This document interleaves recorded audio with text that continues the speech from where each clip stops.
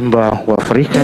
Mungu tuomba unilinde Jumuiya Afrika Mashariki, tuwezeshe kuishi kwa amani, tutimize na malengo yetu. Jumuiya yetu sote tuilinde, tuwajibike, tuimarike. Umoja wetu ni nguzo yetu, idumu jumuiya yetu. Asante Your Excellency, tukiwa tumesalia tumesimama kwa heshima kuu na muomba County Chaplain atuongoze kwa maombi. Pastor Okindo.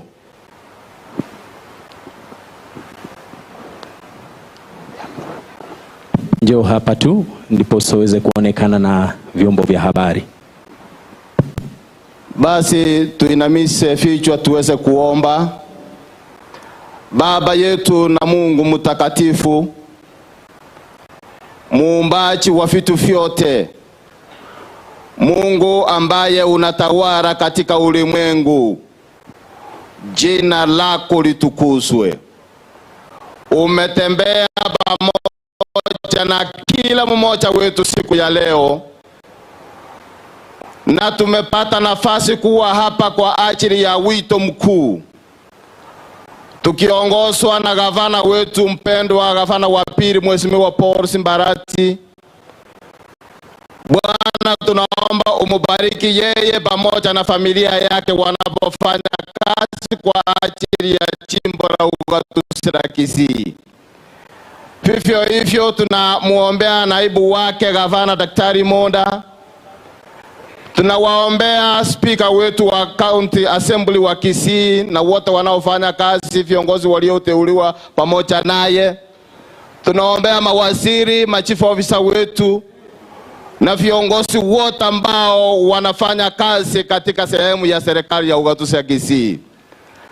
Bwana, leo tumekuja hapa kwa sababu ya ripoti speseli, na tunaomba Bwana mapenzi yako yatendeke. Uweza kutuongoza kwa rehema na neema zako na upendo mpaka mwisho, na tutakapomaliza programu hii jina lako litukuzwe. Amani yako idumu sasa na hata milele. Tunaomba kwamba katika kila jambo rehema yako ionekane. Ndilo ombi letu kwa jina la Yesu Kristo aliye Bwana na Mwokozi wetu, wote waseme amina. Asanteni sana. Asante sana. Tafadhali tunaomba tuweze kuketi. Your Excellency the Governor KISII County Honorable Simba Arati, Your Excellency the Deputy Governor, the County Speaker Dr. Philip Nyanumba, Majority Leader Henry Moracha, and the Honorable MCS, our CECs, and all protocols observed. At this particular Changicha, we would have a very short session of entertainment which will be brought. Asante, I stand guided, Your Excellency. Kwa sababu ya muda nimearifiwa kwamba niende moja kwa moja. Hivyo basi, I will invite the County Secretary who will immediately come and show us the way. Thank you, sir. Asante. Asante, our Governor, our Deputy Governor, our Speaker, members of the County Assembly, distinguished guests, ladies and gentlemen, our CC members, and wageni wetu wote ambao mmefika siku ya leo, hamjambo. Kwa sababu ya muda, sababu kutakuwa na live session, lazima tuende haraka kidogo, ndio ningependa kuwajulisha baadhi ya wale ambao tuko hapa. Ningependa kwa sababu ya muda mnasimama mna wave very quickly. Governors, no directors, wafanyikazi wa serikali mko hapa. Tafadhali simameni mbele, wafanyikazi wa serikali ambao mko hapa. Please wasalimie, wave to them. Karibu sana civil servants in the house. Thank you and feel welcome. Thank you. We have advisors wa governor ambao mko hapa, simameni tafadhali advisors. Governor's advisors, wale wako hapa ndio hawa. Tafadhali wave, salimia, wasalimia please, salimia. These are advisors wa governor. Thank you so much. Governor's delivery unit, please mameni ambao mko hapa wasalimie. This is Governor's special delivery unit ambao wako hapa sasa na sisi hapa. Thank you so much. Ningependa kuna Chief of Staff Atege ambao mko hapa. Simama. Chief of Staff, please wave. Simameni ambao mko hapa. Thank you so much. These are our key staff.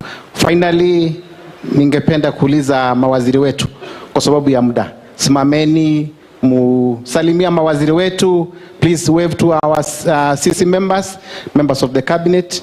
Thank you so much.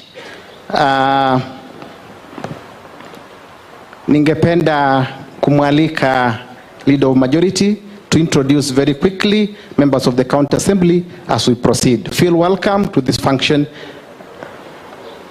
Because of time, just acknowledge them. Thank you so much. Thank you. Your Excellency, the Governor, the Deputy Governor, the Speaker, all protocol served. Na wasalimu nyote hamjambo. Hamjambo tena. Sababu ya muda, vile nimeelekezwa, tumeenda live, so I'll ask the members of county assembly, tafadhali, tusimame. Asante, hata wale wako pande hii, tafadhali. Hao ndio waheshimiwa wa county assembly, naomba tusalimie wananchi wote na governor. Asante sana. Deputy Speaker, tafadhali wakuone. Asante. Singependa kuchukua muda sababu siku ndio hii na tunangoja, wacha tuambiwe. Si ndio? Asante, Mungu awabariki, wacha tungoje. Nimemaliza.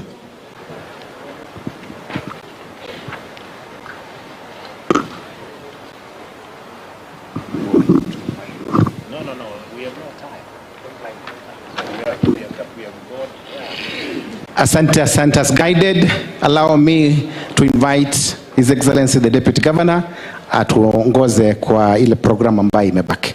Karibu Deputy Governor, karibu.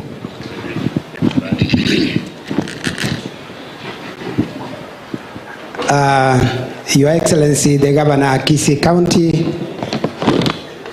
Honorable Simba Arati, Honorable Speaker, members of the County Assembly, members of the Cabinet, senior government officials, and the entire gathering here, hamjamboni.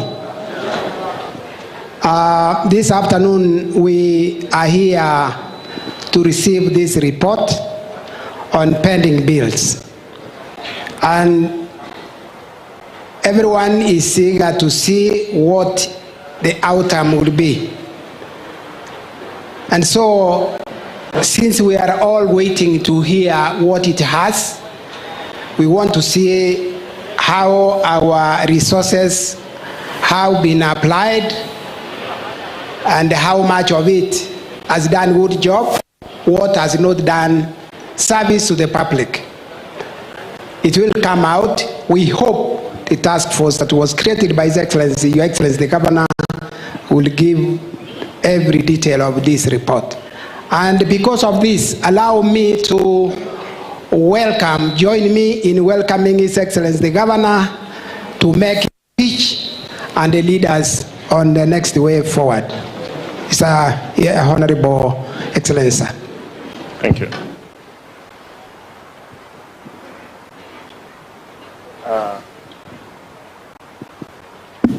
Get seated, please.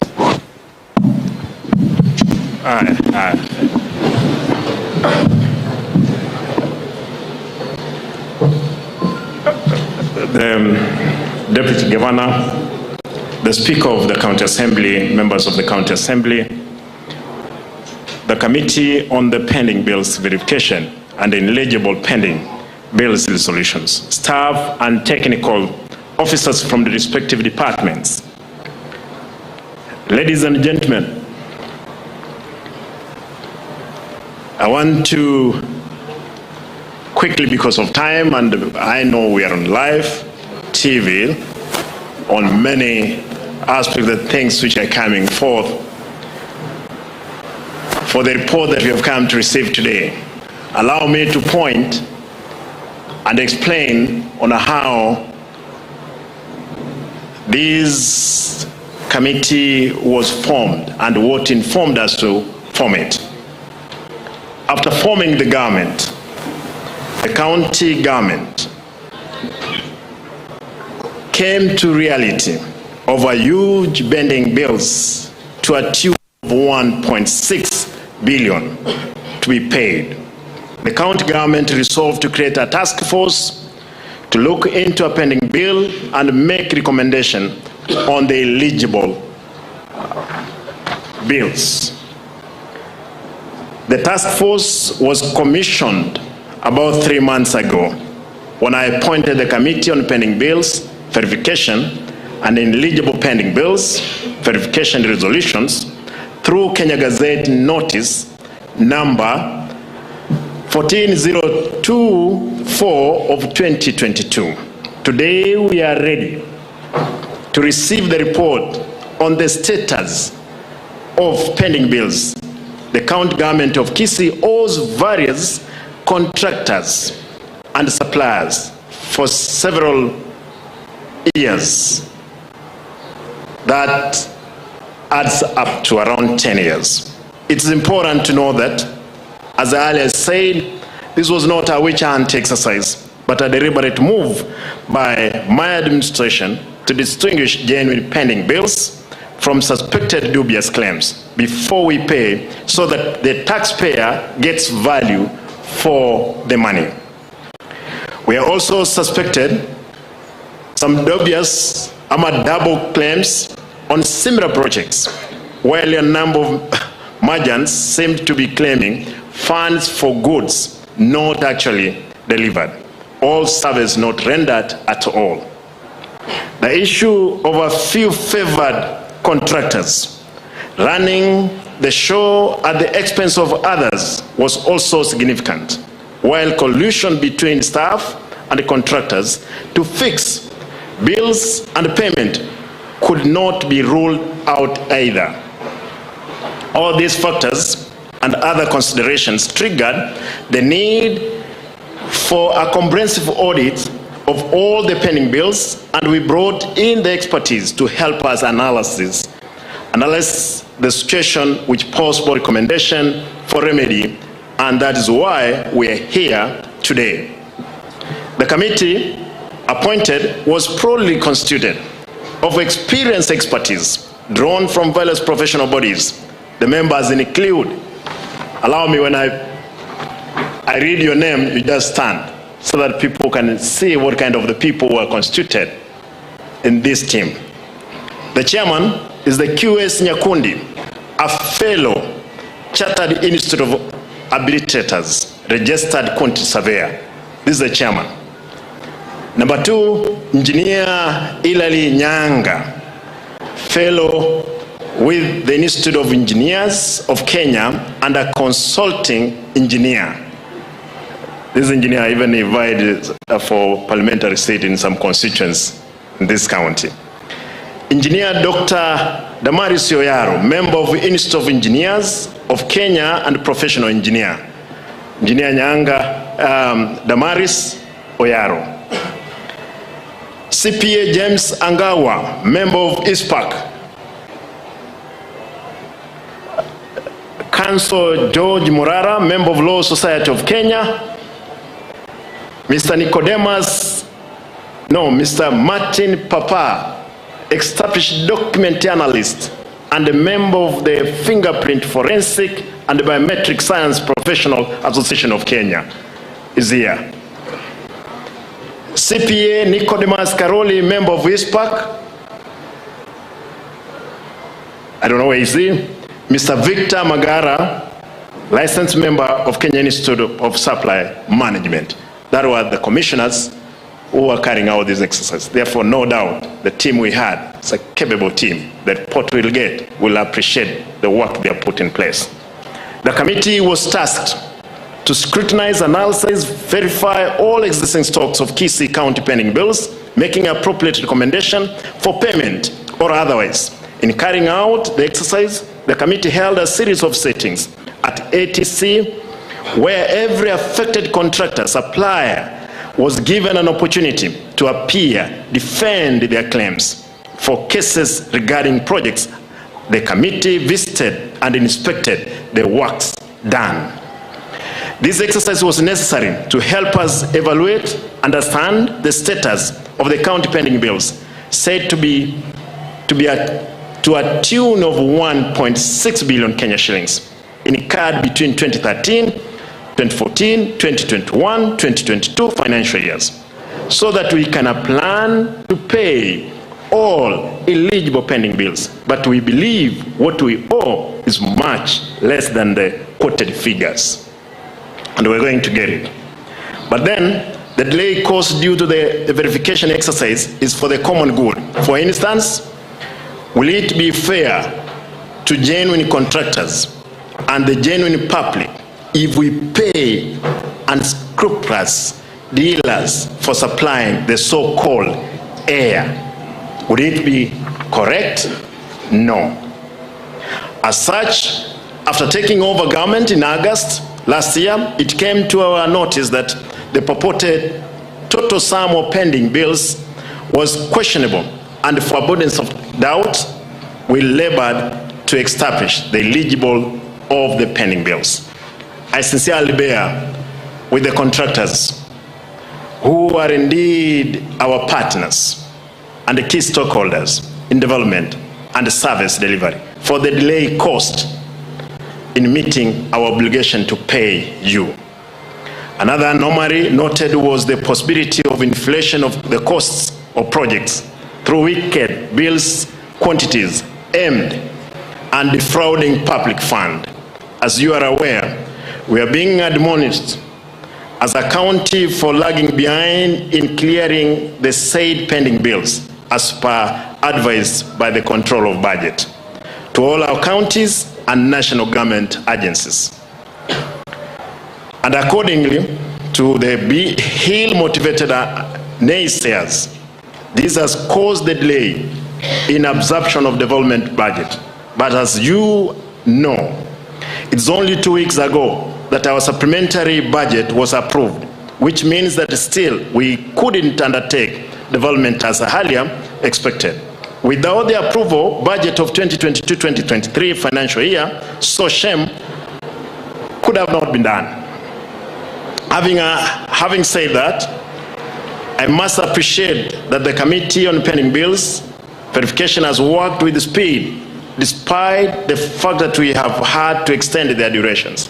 These people, they have been working overnight. They have not slept. They had to relocate from where to see again because of security. But I'm happy that you have done as good when you're going to give us the report. I hope that what is contained in the report will help us address the issue raised and possibly help us separate chaff from the wheat in order to pay all eligible pending bills while taking to task those we find questionable. I promise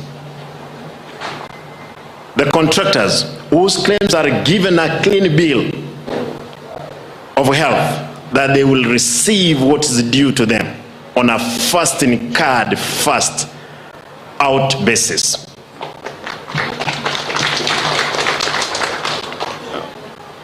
With those many remarks, allow me to call upon the chairman of the pending bill committee or task force to give us the report. I'm told he will give me it, but then you give us first of all the lights. Karibu, tafadhali, pea sisi dawa leo.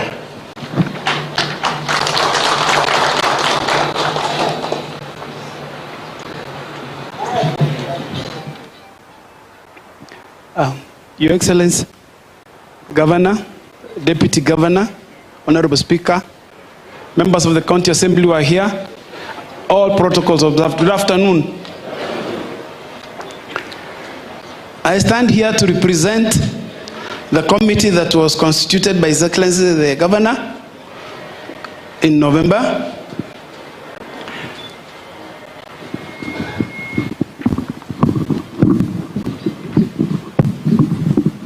Thank you.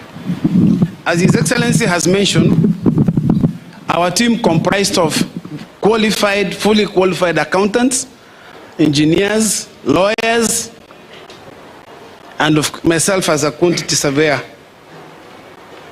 We started by sitting at the ATC. We reviewed the documents that were given to us. Then we invited the officers for discussion with us. Some of you came, we asked you very difficult questions. Thereafter, we visited the sites which could be visited. We went around the whole county. We wanted to do sampling, like audits are normally done, but His Excellency was very tough. He said we must go to every road and every building which had been certified for payment. It was not easy because, Your Excellency, you won the report yesterday and we have to go all over. But we tried. Today, we are ready with our report. But I would like to make a few observations which we came across. The first one, Your Excellency, is that contractors in this county, they get harassed in the county offices. When they come to be given the sites, they have to give money.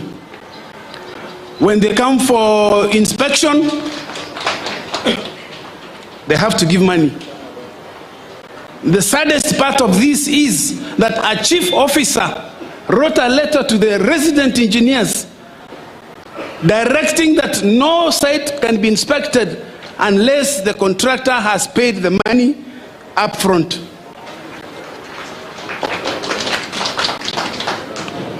Your Excellency, this was very sad for us to note that a chief officer who is an accounting officer can give such a directive in writing. We shall be sharing with you a copy of that letter. Number two, we encountered payments which predate the 2010 Constitution. In other words, these payments have delayed for more than 10 years. We also came across contractors who have been using government machinery to do the roads without, they pay but they are not given a receipt. And contractors who are willing to come forward to make those statements. Number four, we noted irregularities in tendering where related companies could appear on the tender list. They are evaluated and they are awarded. We also noted that some works were being awarded without any form of tendering.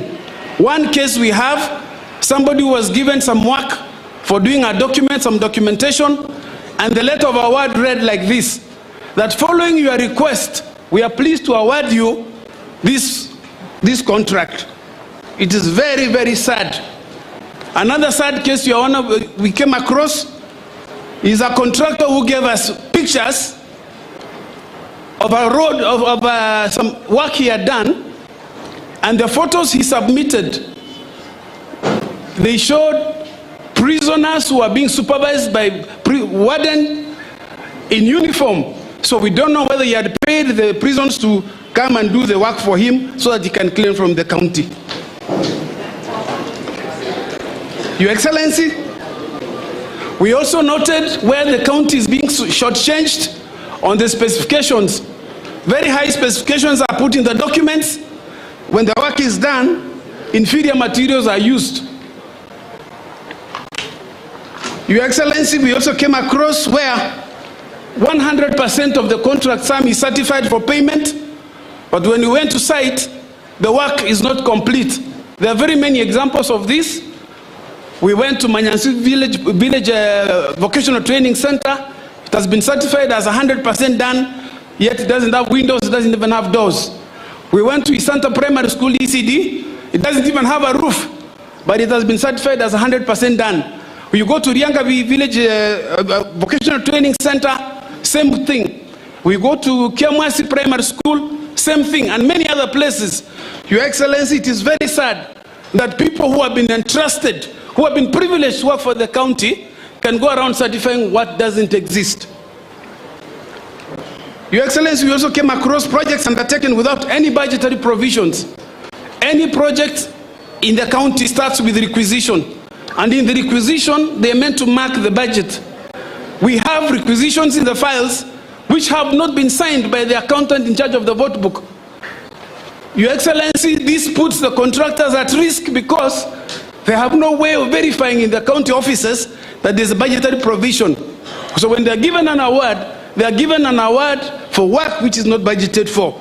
That is exposing the contractors to unnecessary risks.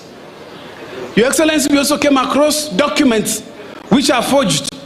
An example is where a chief officer has signed for one contract, and then some people in the offices, they take the part which has been signed by the chief officer, they photocopy as many as 15 copies and give out to contractors. They give out to contractors who sign a contract on a photocopy. We were advised by our lawyers that is unlawful. We have also witnessed abdication of duty by the chief officers, especially because they are supposed to ensure that the contracts have been administered correctly. But you find that a chief officer resigns from the project as soon as the award letter is given out. But if you read the Public Procurement and Asset Disposal Act, the chief officer is meant to constitute an inspection team once the project is completed. There is not a single project where we had the inspectors appointed by the chief officer. And what happened is that all the inspections which are done, they were done by people who have self-appointed. Perhaps we don't know the reasons for that, but we want to be suspicious. Your Excellency, we noted massive disregard of the provisions of the Public Procurement and Asset Disposal Act with regard to tendering, with regard to project supervision, with regard to inspection and certification. We have made those observations in the detailed report. Having said this, what happens? What were we to do? We were given bills amounting to 1.69 billion to check. And we did not know even where to begin. We also met the county assembly members, honorable members. Sorry, I didn't mention. You honored our request and we met you at ATC. We got a lot of intelligent information from the leaders.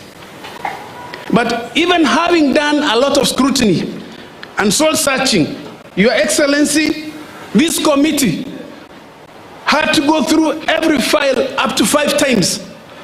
And in the end, we could only come up with bills worth 235 million shillings, which can be paid outrightly without any queries or being questioned by anybody. Yeah. Okay. So, Your Excellency, I must repeat, after careful scrutiny, some files we have to do 5 times. This committee could only come up with bills which are properly due at 235 million shillings.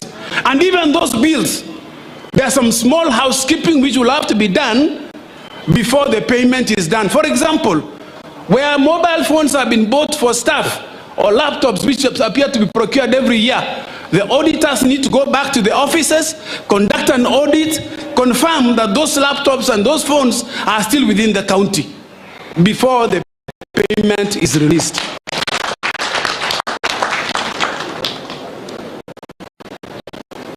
Your Excellency, we also came across work which had been done by contractors, but due to negligence or one reason or another, the certification and documentation was not complete. We were unable to recommend those for payment. However, we valued them at about 130 million shillings. If the right procedures are followed or the defects are rectified, the contractors could be paid. One thing we noted when we were going around is that our consultants, our engineers and the other people, they would go to the site maybe twice. The day they give a hand over the site and the day they come to do inspection for payment. That means that there was no supervision when the work was being done. And as a result, we noted a number of places where the workmanship is extremely poor, and yet recommendations for payments are being done. This is with a lot of respect to my colleagues in the industry, but the truth must be spoken. Your Excellency, we came up with the last list of items or bills which could not be paid, which amount to 1.2 billion, and these ones could not be paid because, one, many of them did not have a single document to show that they were contracted by the county, other than an award letter which can be written anywhere on the street. Number two, many of them could not even demonstrate to the committee that they had actually done the work. They told us they used equipment. We asked them, can you show us receipts? Do you own equipment? They say no. Did you hire the equipment? They say yes. Show us any receipts to prove that you had the equipment to do the roads. They don't have, and yet they want to be paid. Your Excellency, we noted where there's purported inspection of the work, and yet the people did not go to site to do the inspection. Some of the officers whom we spoke to, they actually confessed that they never went to site, and they even wrote statements to withdraw their signatures from that inspection. What that means is that the documents which are being used to make payments are fraudulent. And Your Excellency, we want to urge you, we do not want to go into the details because it may prejudice the people and the investigations. We urge you to institute forensic audit, and especially on these bills which have not been able to pass, and those ones who might be found to have been colluding with our officers, necessary actions should be taken. We want to say this, that from now on forth, we recommend that chief officers become more serious with their work, the professional colleagues be more serious with certification, and when it comes to appointment of people to the either evaluation committee or supervision or inspection, it should be done according to the law on a rotational basis, not people being appointed to inspect from January to December, from year to year, and they just do it in the office. Finally, Your Excellency, this business of contractors being asked to pay before their work can be inspected, we trust that you will ensure that this comes to an end, and contractors should be able to do any business, like you can walk into a supermarket, buy anything and walk away without bribing. That will prosper our county. One other reason why some of the bills could not go through is because of exaggerated quantities. We inspected, we did a quick check of those quantities, including the stadium, the racing track here. The quantities that are in the account are exaggerated. And we said that should not be allowed to happen. The professionals who are concerned could be given an opportunity to go back and rectify their mistakes and come back to the county, to you, and tell you they have rectified their mistakes so that due payments are made. Your Excellency, other details of our findings are a bit sensitive. We will not be able to air them here, but they're in our reports for your perusal. And with those few remarks, I want to beg that you allow me to present the report. It is sealed, you cannot open it here, but it is safe, so you can open it at home.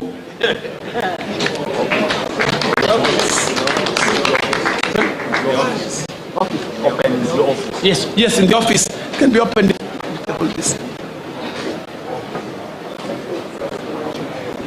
One last request I want to make, that it looks like the way work was being done in the county, people are not sticking to the standards, and therefore there may be some people who may have certified some things because of carelessness which was being done. We request that when you find these officers mentioned in our report, be a bit lenient with them, but just warn them. Sasa ndugu wananchi, gavana wetu anapokea report rasmi kutoka kwa chopokazi ambaye alipatia kazi ye mwenyewe kuhusu masuala ya development katika kaunti yetu ya Kisii. Tafadhali tuwapigie makofi maofisa hawa ambao wamefanya kazi nzuri, wamepitia magumu, lakini mwisho wameleta ripoti kamili. Makofi tafadhali. Your Excellency, the report is 200 pages. I request that those who are to see you this afternoon to give you a break so that you can read it. Thank you. Asante sana mwenyekiti.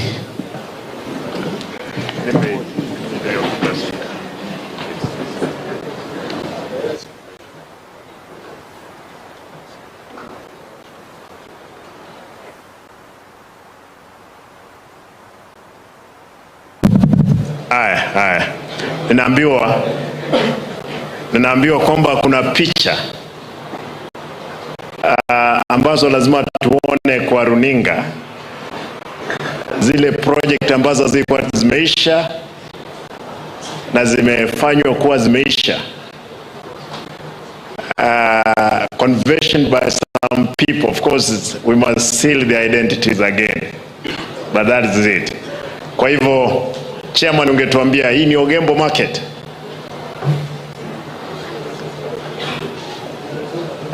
Sasa sijui vile waheshimiwa, sasa you have to explain to us hapa ni nini imefanyika.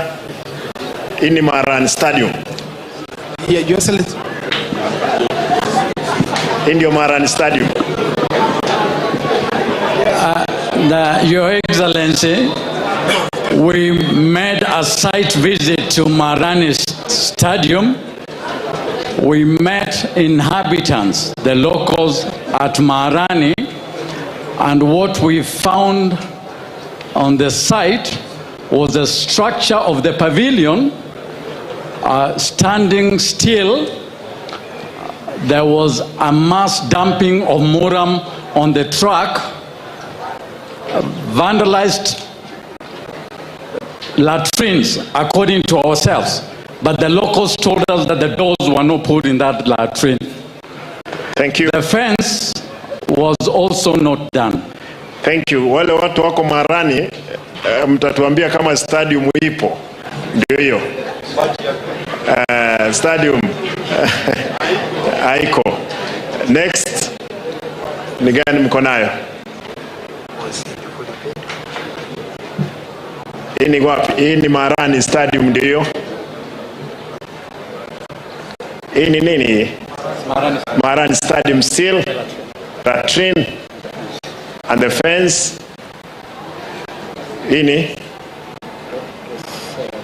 Hii ni Gesero. Hii imeisha ikalipwa yote. Ilisha ikalipwa. Inafaa kulipwa kwamba haijalipwa, lakini inafaa ilipwe yote kwamba imeisha. Ni Gesero. Gesero. Kia Busura ECD. Shida hapa ni gani? Naambiwa kwamba it was hapa inasemekana ilianguka, ilianguka. Hakuna shule, hakuna, lakini ni ile moja wapo ingelipwa kama imeisha. Borehole at what? Nyakora Kitutu Church North. Drilled by the roadside? Yes. With no requisition and observance of the procurement. Okay. National government, is that a CDF? Yeah, that is a national government sponsored project, but in the file that was presented to the committee, it was a county financed project. Mnaona.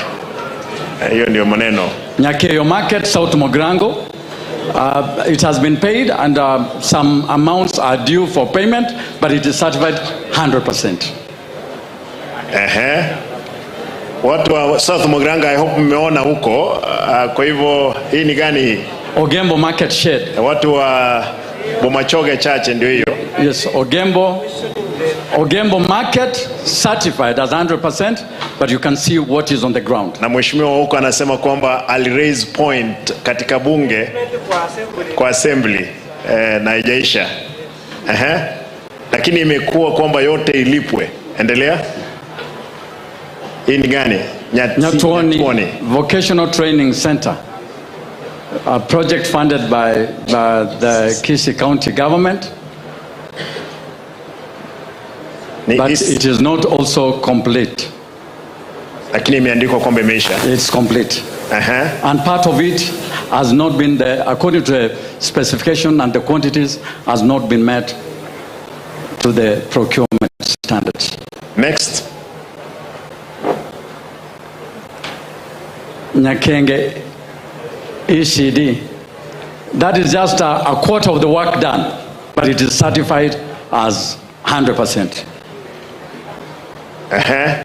Next.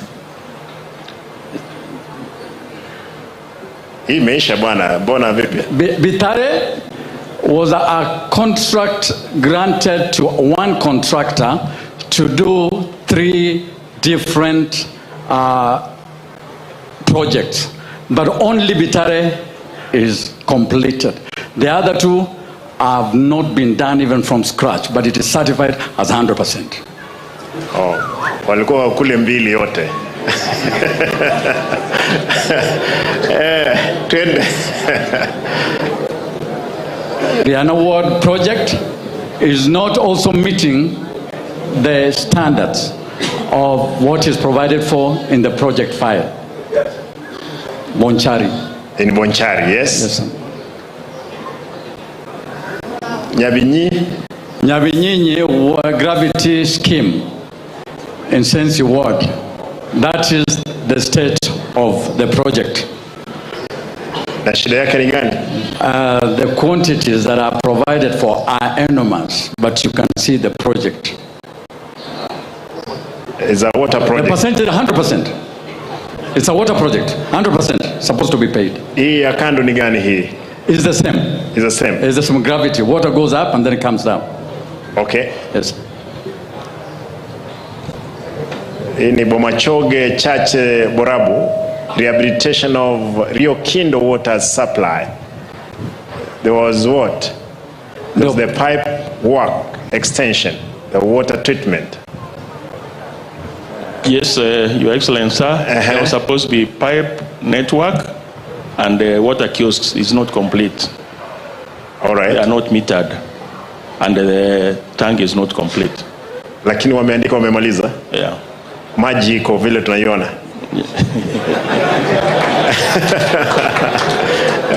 Yoyo wale mko kule Bomachoge, kwa hivyo mnaona Borabu, kwa hivyo mnaona. Twende. Hii ni gani? Milk cooler plant Kegati, Nyaribari. Wale mko Nyaribari Kegati. Okay, this one is complete. It was installation of machines and power by KPLC. The machines are installed, but they have not been tested and commissioned. And the KPLC power, they drew a cable from a distance, so it is sagging, it is down. It's dangerous actually. So the facility cannot operate. Hiyo iko kule Nyaribari. Ngine? Mtaweza tupa kidogo ndio wakati tumalizie.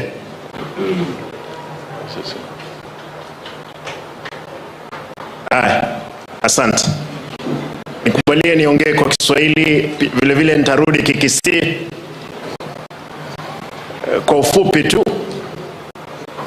Sijui nimeona kwamba mmetuambia kwamba ni zile pesa zinafaa kulipwa ni shilingi milioni 235 peke yake, na zile ambazo tutazalipa baada ya uchunguzi kufanyika wa dhati ni milioni 130.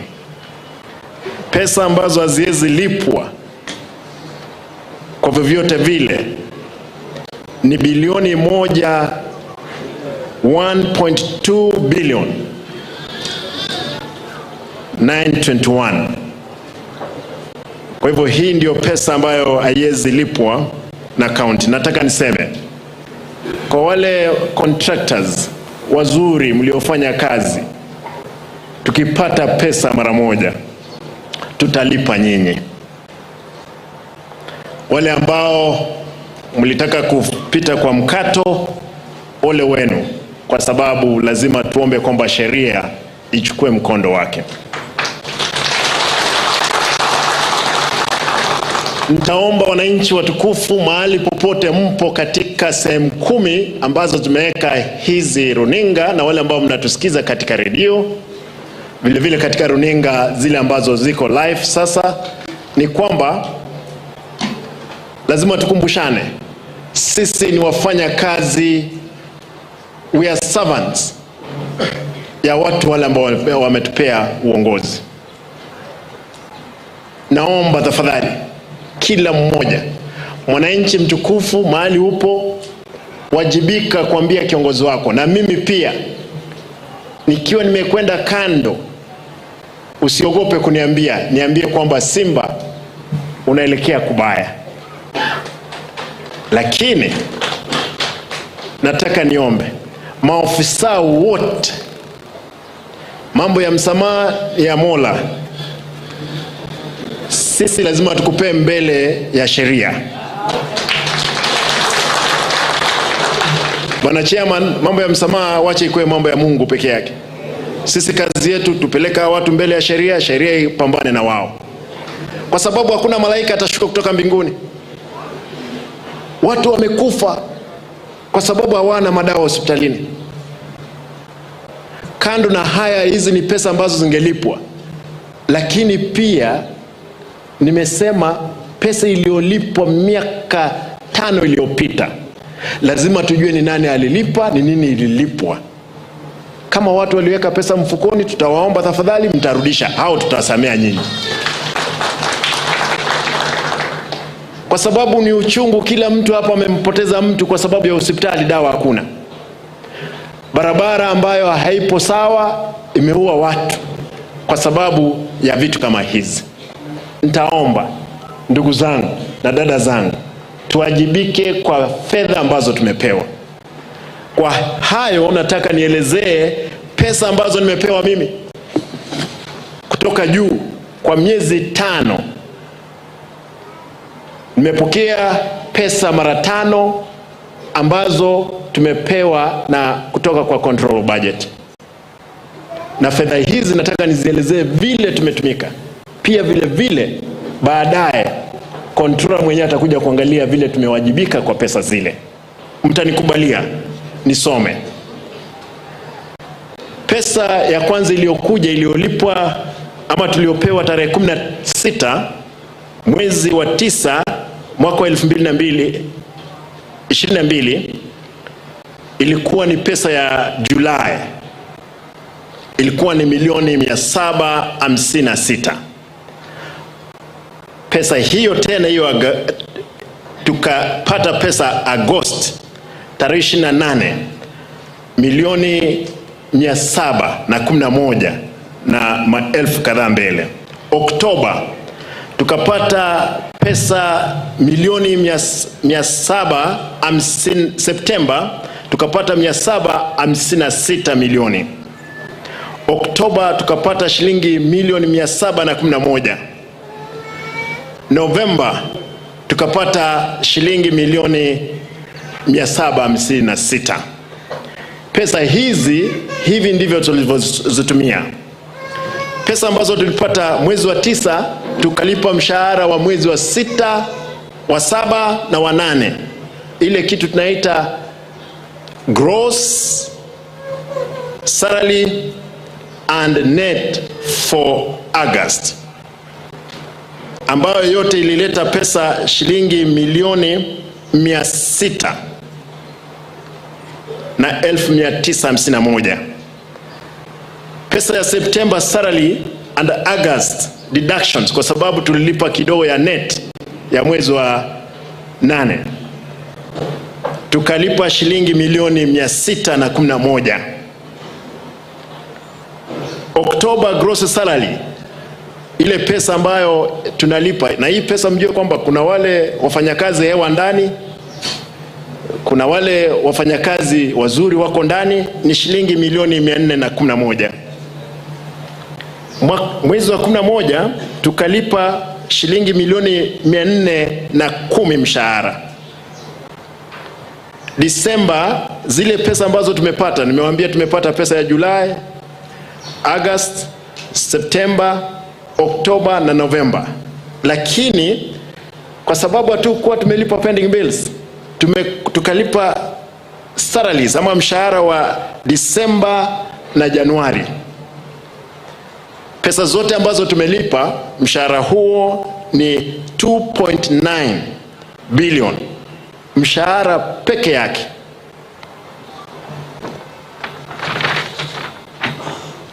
Na nataka nielezee hapa kwamba kuna fedha ambazo tumepata kutoka mashirika ambayo yanatusaidia, grants.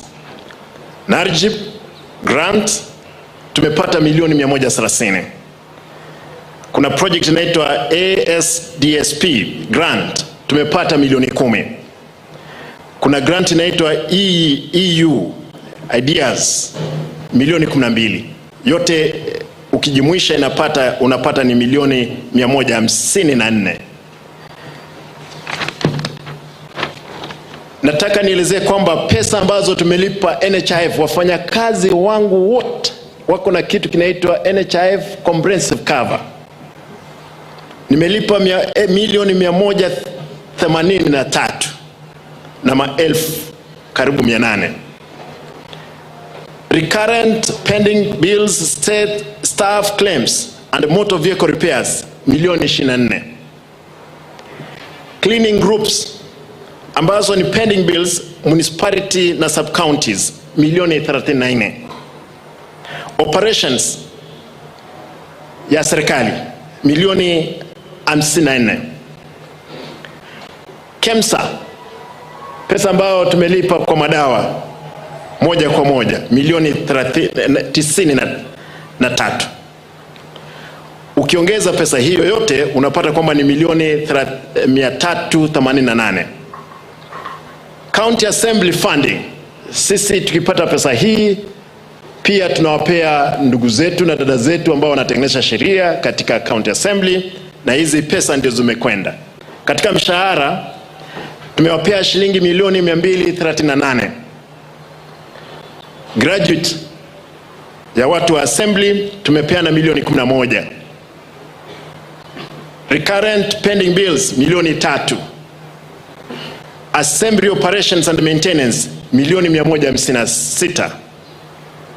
Assembly development milioni 22. Assembly car and mortgage milioni 50. Pesa ambazo tumepeana kwa County Assembly ni milioni 482. Pesa iliyobaki katika CRF account, pesa ambayo tuko nayo saizi ni milioni 71. Tunangojea kama mtalipa wananchi watukufu ushuru, serikali kuu i-release pesa ya Disemba, Januari, Februari. Na wale ambao contractors, ndugu zangu ambao mjailipwa, tutawalipa raundi hii. Kwa hivyo, kwa ufupi, nikubalie niseme haya kwa lugha ya Gusii. Najua kwamba hasa wale ambao runinga za kitaifa mtaniwia radhi kwamba nitaongea sasa kwa lugha ya Gusii, kwa sababu wananchi wanatuangalia kutoka pembe zote za kaunti yetu. Abantu baminto bali mwensi mototegerete, bali mwensi motoligeretie. Committee ya pending bills ira tuabegete ose commission ya toire report rero ya totebiri kibesa konyora abantu bakubuli bakanwe ekialenge bilioni yemo ne milioni 700. Lakini report ya tebiri kibesa towa kana abantu babwende wakano bakoltegas bata koltegas yembeo ne milioni 230. Kibesa chinde milioni 130 n'abakoli gose ki contractor chiritaro stiama sakarabo buya, lakini gasi ya kolekanete naende batebire kichunguzwe kimanye gwakano, lakini kibesa kitakano abantu baminto abantu abano bakuru ebinyoro byaino ki contractors no chikorwa oko iguga kugekenyoro mubolinga naye wakolete gasi yembeo usine gasi elienge wakolete. Abantu baminto ba Simba rugoro Nyaribari bao machoge chache bo machoge burabu bogirango bonchali bogetutu rugoro na mate bo basi abantu abonse kibagocha babolye nkibakorete gento gya kabere chi contractor chons ntayete kuba boli onye kuwalie tukibesa chiao nemekora gite yalenge mekobisi ya serikali aimuka genda mubwate mosoki isko ya obisi muboli yako ekibesa chiao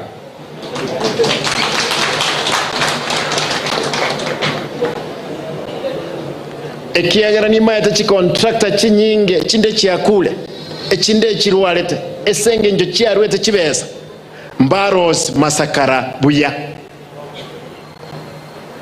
pole my brothers balibons mwa koltegas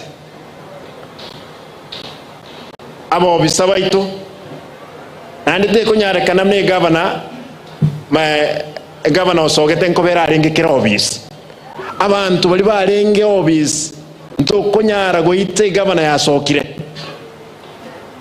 kera governor na koltegas yaye gutene serikali lakini bali mwarengense yayo mwanyarete gosalie gas manyarazima mosoke butweli chiko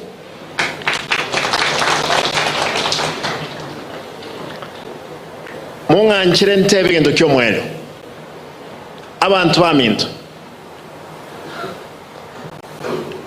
nturiyo cyokora gasi yecheche ino abana inchi motuligerete kore chikona nye chonsi kya Gusii inuni inu abakuba baito ekera tugwa kiruchikule tugocha twebere twakamarunse nabone ekera tukuba koregasi tigatwa kamarunse tubakoregasi mo basa wancha toli nege tunu igoro toi korobo nyasaye oboke mwanche tokoregasi abakoregasi batalenge chi engineer moka sign chi project kera nkuba tumatolenga go kolira go cheke nyoro wate banga nkualenge engineer lakini ngwa sign it a project kose na bereyo kwate byabantu ngitwago sereri ndogo seri bosa onye toli engineer wachire kwa bekire goti yobo engineer kwa bekire chuma enke mamumi na chikurwali kunyagitali enyombeli emuwere ono gakya ebyekomo yeno ani asa maisanya sana no muntu omuyole igobono ayomo engineer manyanga omo engineer oyo mumwe iguga ago sign e form emu kisigine chaisana emu nero uko igole tenda nero uko supervise nere gentu kiek nere QS nero uko evaluate nero uko authorize na nero uko wakana akimoko nyoro muntu muno twa moto mirenga na nise kito wanza mo wancha bagende bakole ibintu byasangao ebona abantu bamintu nanje nasabire monti gana boranyo chinguru nguru nchigo nsona lakini chiko mwanchigo nsona bukira nswa emeseto ime munganchira nguru chinso emeseto ime mwanche tokole gasi yabana inchi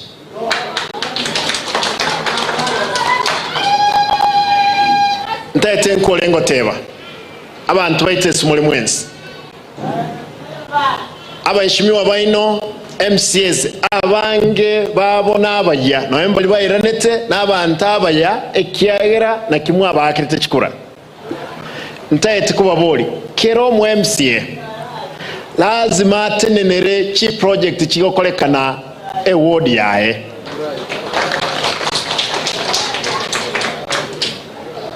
aba MCA mulegaiga ntayete kubasaba my brothers and sisters mwensi actually there is one elected lady and 44 men and there is those ones nominated lazima tuwajibike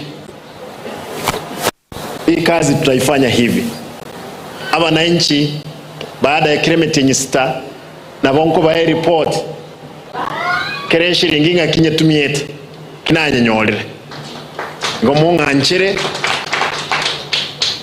tobeke a system ewokolegas ewiki egocha jibasari nkwena na tole ase chiwodi cheto 45 aba MCA mbachitenenere na bolira aba MCA bonse nonye kumaeto umuntu wa otawa kirite kura moe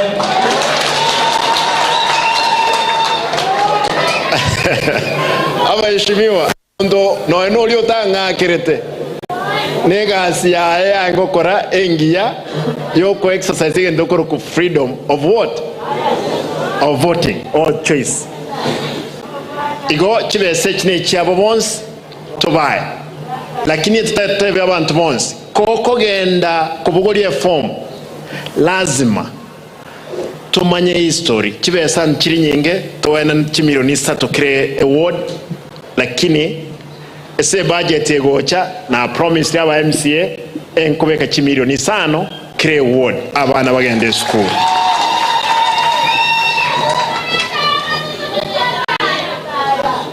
monganchere ntebeke ekyara bantu mbao tagoyo kwana mo wanja nkwana mwanje nkwane taitensa ba mabira asonde bwensi umwananchi wa kawaida olia onyolire obokongo esenge njo tanyora maliogo esenge njo obokongo bwasoire ntaetemba sabe mwanje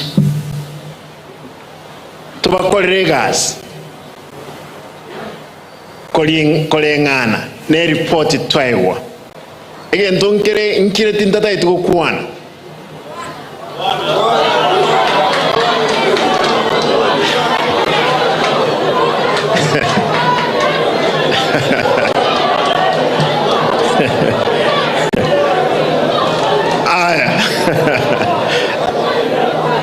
aya egento nata itukukwana neke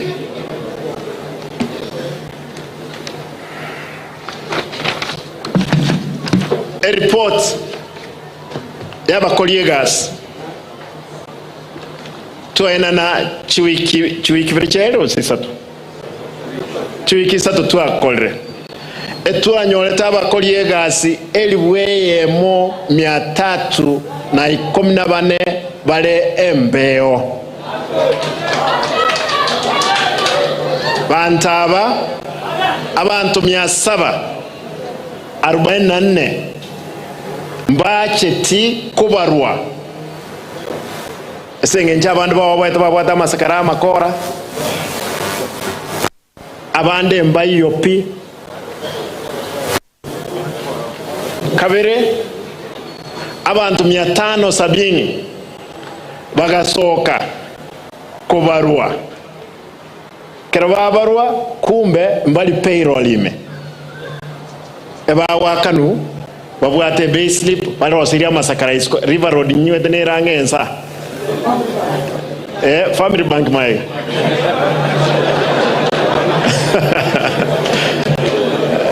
no nywete abandaba baro seiri bakoroseliwa masakara ororo nambali ikire n'abantu bande baingwa kanu manyo sengi toleke Gusii ntu ataito kwa n'abantu babwate nande kina nantata ito kwa na lakini tigange kwane abana mbaso mete mo wancha muntu tasomi tutabwati masakara gaki aina nalibaga bali babwata masakara bakoleki bali etwaganye te supplementary njaitete twakanire kibesa go kineke chiwiki chinde ibere nyasaye kawancha gakinayo nyokomwete ngwachite wakorobokora ukabulia masakara ukaenda ukakole degree nabone kesi yakemo umuntu achita akole degree ese college etari koru degree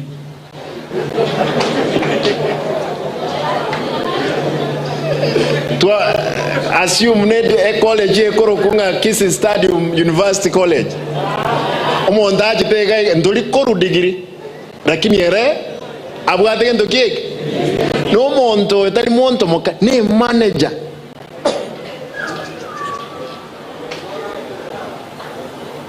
Omonene elevo ye a director. Abantu aminto nata edo kwaneke na ndvono esenge njoneke kusito kukwana ga kirasma totene nebintebi aba MCA report elingo chiri assembly ekero ya etre cabinet etwanye delay kimakusudi sada tanyole report koru nek na liekero mugodi ndege ntekyo mudili moiga tokorane bali bakumyoka koti bagende koti na ndiba gotoka nga baliro mushara gaki onye ko manyete no mokoro kanyagota tigakonya ko tigakonya to engage ekiera woko moja ni wogo to engage togo ikikoti tokobwa raz mwaka ne mwaro cho mwaka ne 3.1 million igotwa ncha to wetie story aetama bojitokorusi kitora tangasa mangana yo kwabusa wa apply yo kwabusa to tangasa mangana yo director okoreki wa apply yo kubata degree yo abantu aminto ekina kitobwenete kokora ase Gusii yaito ntaite nkole kingokora manya ko arika. I know we will be entertained. Again, take a monkey kiango se report here. A contract yemo. Omonta ko weyemo. O photocopy obeke se yende. Oro se copy yende. The same one. Chi contract ikomna isatu. Mwaiwege ntekyo.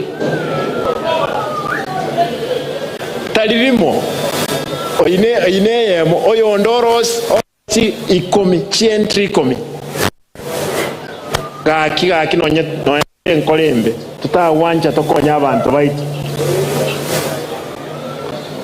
ntagete ntigeregagwe abantu amintombi yamono osoboja ko abantu bande balengeretie togoja tosoma mama lieta y'abantu yaya aya kitwa kwande kwa imanyire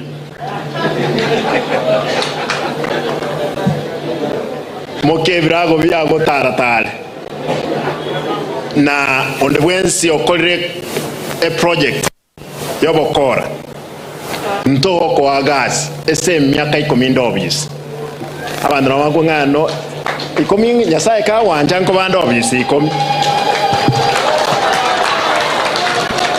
ntoko wagazi ekieraye no monto mobole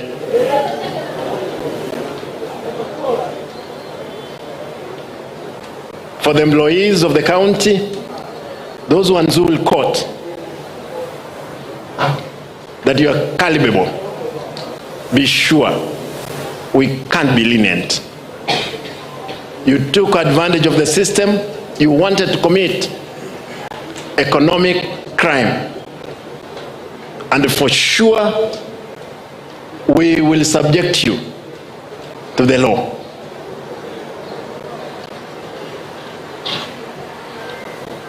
I know I've spoken to some of officers who are very good. Some of them, they have admitted that how they were giving out skewed tenders. But I want to say this. You knew it very well that you are an employee. You were supposed to abide by the law. You should have. For this one, my brothers and sisters, we will follow the law for the benefit of our people. With those many remarks,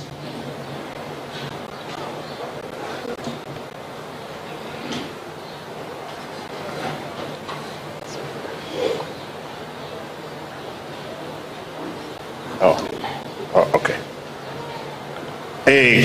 Kingo Kora, the speaker might tingo tambwet. The speaker the Niger. Mungwano yaragire tobia. Honorary Speaker ya Assembly. Dr. Nyanumba. Aboto kwana. Kwane ba deke. Your Excellency Simba yamono. Abantu baminto. Werembi yamore. I think today is a landmark day for our county. Ekiagera tuatigere maiga asungenchi ya magendero asunga pending period lero chia so many today, and I want to believe you now and raminto ochakarero issue pending bill which chirgo koma solved ekiagera in the assembly. Honorable members, Your Excellency, issues because you are using Jama and Rescue Jabo, but I want to believe from today henceforth. We go to the issue of pending bills to Chakam again, Robna Water. Yamono, Yangi, Yamo, Asoga Toreka Mati area. Thank you very much for doing the work. Everybody. Now what a contribution you do in this county. Our 90 ministers, chief officers, been told you are all you are supposed to do by the committee. Your Excellency, in the Yamono, we as the Assembly, we are ready to Kobugatesi, learn the report area human resource audit in the Assembly, learn the name in the Assembly, so that Your Excellency as the Assembly but and we will give you the report. Thank you very much. God bless you.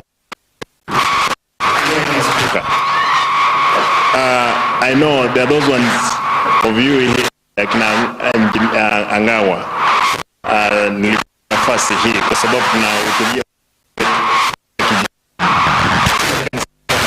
imagine kwamba pending bill inakuja kama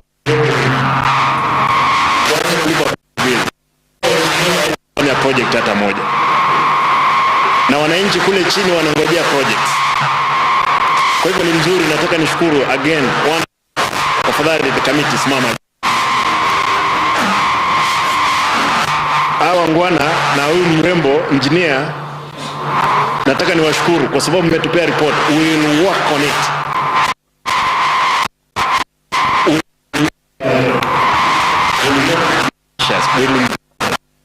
Nataka ni huyu mngwana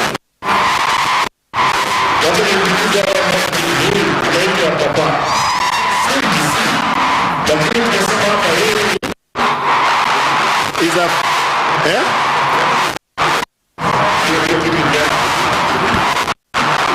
wale ambao askari wetu mko hapa, niko na jamaa fingerprint, nimeona kina tunamuita Mr. Martin Papa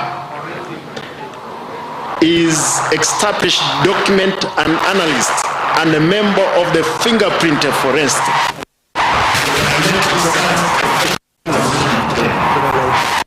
Oh no. We brought him.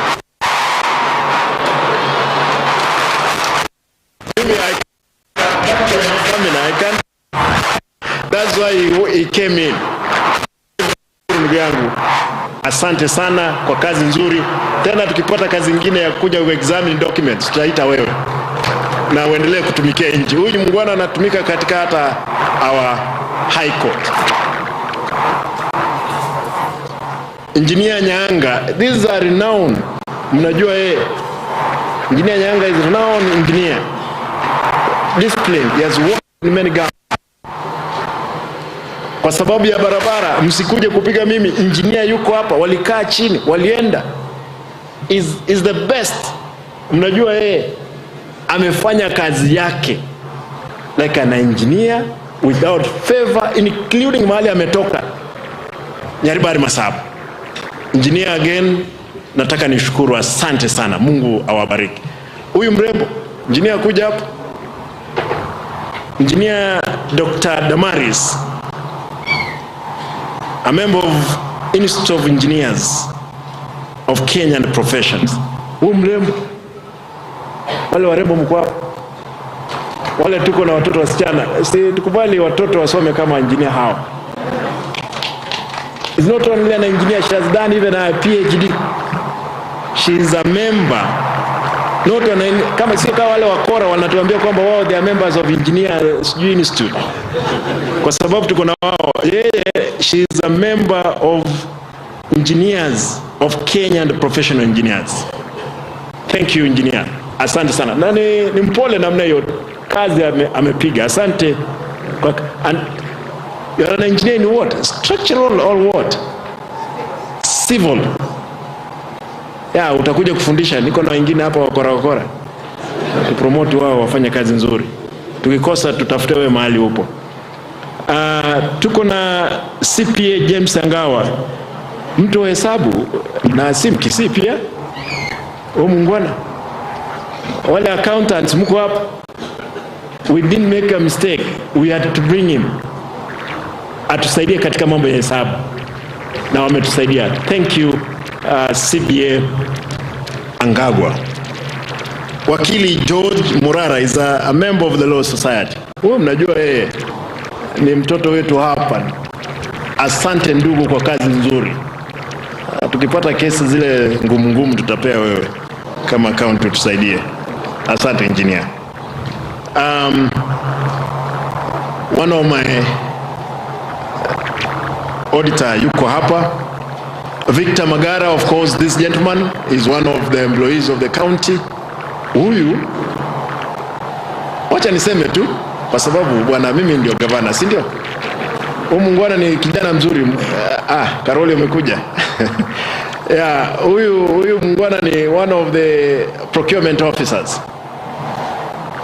Hata wakati nilijua ataingia katika hiyo panel, nilijua anajuana na watu ambao walikuwa wanafanya hiyo kazi. Nikamuuliza, ukipata ndugu yako yuko hapo kwa hiyo panel utafanya nini? Akasema there is something we call I excuse, nitatoka, haki itendeke. Kwa hivyo usiwawe kule kwenu nyumbani kwamba ulikuwa kwa kamiti mbona kusaidia. Hapana, nilikuuliza ukipata kuna relative wako ungetoka, na ulitoka na kazi ikafanyika. Asante. Mungwana anaitwa Karoli is one of our internal auditor ambaye pia ametusaidia ajabu. Karoli, you are not enabled. I will enable you. You will audit all the, including my office. You will audit all the projects. Na mahali unapata naenda kando unaniambia hapana, governor usiende hii route. Hii ni ajira. Ama vipi? Yeah. Chairman, Mr. KISII Nyakundi, this gentleman, he was in charge of the project ile ya Kwanza City. Konza City. Huyu amekuwa mwenyekiti wa Konza City. Kwa hivyo tulileta watu ambao knows what they are supposed to do. Na amekuwa mwenyekiti wa QSS in the country.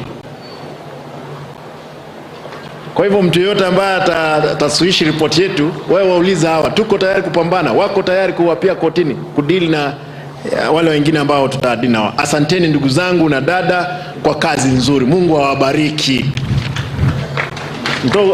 Ndo wakira haba ntabaye chinkobi. Hey. Thank you. Thank you. Allow me to ask my deputy, Dr. Monda. Najua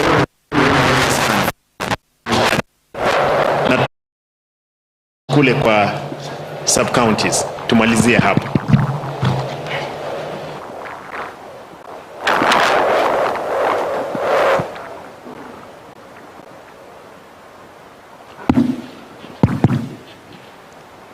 Asante sana Your Excellency the Governor KISII County, viongozi ambao mko hapa, nasi zote ambao tumehudhuria kikao hiki cha kuangalia pending bills. Imekuwa jambo la muda mrefu sana, miezi mitatu ambayo imepita tumekuwa tukingojea tupate majibu kutoka katika kikundi hiki. Leo haya yamekuja. Nataka kusema ya kwamba kutoka hapa, Your Excellency, utupeleke kwa haraka tuelekee miradi ya maendeleo katika mwaka huu wa kwanza katika serikali yako ya Simba Arati. Nataka kusema ya kwamba miradi ambayo imekwama pale tumeona katika picha, na mingine, Your Excellency, ambao haikuletwa katika picha kwa sababu ya muda. Tungependa kusema ya kwamba hii miradi, wale ambao walifanya miradi nusu nusu, mimi nafikiria ya kuwa, Your Excellency, hawa contractors warudi kwa miradi yao ikamilike kulingana na directions given by this committee, so that we have value for our money. Pesa yetu haiwezi kuenda umelipwa kazi huku kamilisha na tuseme contract imekwisha. Kweli ni kwamba hiyo ni economic crime, lakini mbele ya wewe kuulizwa ushikwe upelekwe pengine EACC kuchukue, si urudi tu uombe umalize mradi, tukuruhusu umalize mradi, ukae miaka 10 ile gavana amesema usifanye kazi tena ndio urekebisha tabia yako?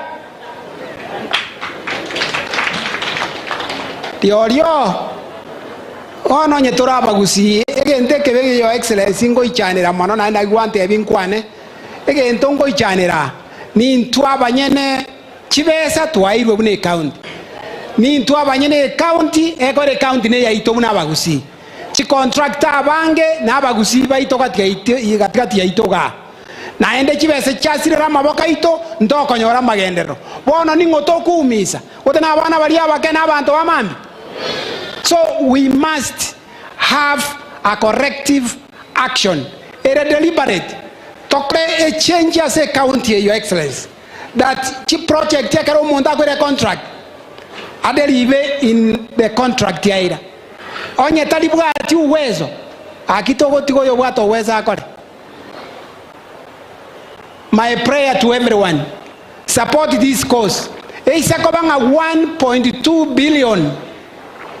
1.2 ne chito tuwali waka na busaigo chiwodi echichenda bagambya baraba MC aba if 1.2 billion chiko enda sama boko abantu bakeigo inkirenda abaheshimiwa bakwira chiwodi cyabo. So inkiaba na inchi baganje tobaye onye chibese chiko enda se miradi etayo. So we want your support abaheshimiwa chibese chitigachira ne chikore miradi eria nondo oriete chabo sakagusabwa egesie kiangeli ngomonto naro oriete chibese, Your Excellency, na somanga kiendega matukaitire mak omonto yo mokati ita timo manyeti lakini agakanwa chibese nganga korale emirimo ekere koti yaji komugaminga tobwati masakara agatebwira ni milioni 3.1 mwasome gendeki wana nitoja kusaba abantu abonsi bari chibese chibese njugo chora Gusii, Your Excellency, tokore miradi aba iga abantu tikabe ariga nikwira ni chibese ayengi kwari koriana neri wana ngokorera talika bano goita no boy bibwao la mereria ni uchungu lakini vumilia rende ko kwa ibete kwa bwatiru irani ebintu byabanyene na abanyene talika bana Simba abanyene chibese itoko kwana na abantu ba KISII county twensi amu anjira bonse meretinga aganjira ngariga gweta mwana ensemo lako ende skuru ya Excellency asina someta standard 3 to 7 irikare tuwale gokora matemi standard 7 tali 8 ya bamba ya mwacha agapara kugaisa korosi webese yirane karosi we na nje na itire uje skuru yani na someta wota nje kona nyorige ntokorwa sama deni yali mwaibire irani ebintu byabanyene ya sawa seni mbiyama na soko ntegera.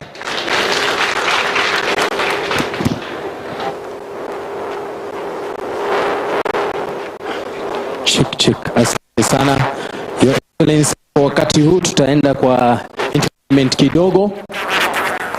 Kwa hivyo wakorekana kurwa segeti kia Gusii Stadium abono ase banyarire bakumurikira